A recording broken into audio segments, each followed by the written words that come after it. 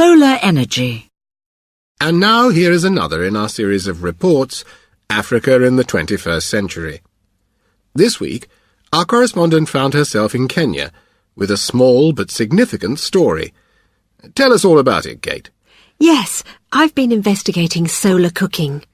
Cooking using the heat of the sun. That's right. Well, I must admit to my shame that I've never heard of it. It's an idea that's been around in its modern form at least since the 1970s. But why solar cooking? It's clean, free, and in many parts of the world, an abundant form of energy. It's become popular in countries near the equator because it comes as a very simple alternative to the traditional method of cooking using trees for firewood. Which is not good for the environment. Yes, it's a major cause of deforestation.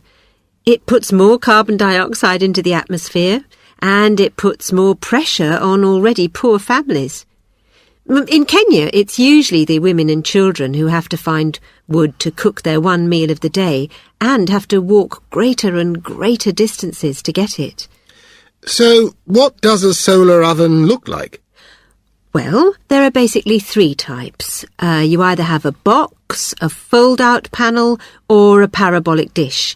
And each is covered in a shiny material or mirrors that reflect the sun's rays onto a black pot in which the food is cooked.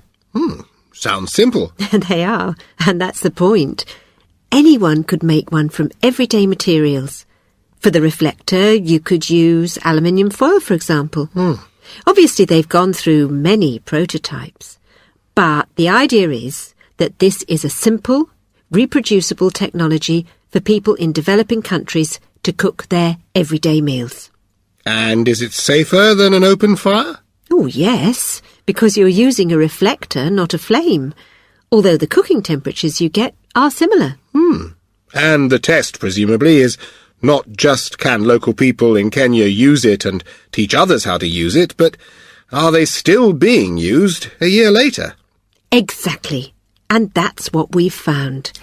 This isn't a solution imposed from outside that is discarded as soon as the aid agency turns its back. They are spreading all over the developing world. Not only in Africa, where I've seen them in action, but in Asia, the Caribbean, South America. So even I could use one when I next take the family camping. Why not?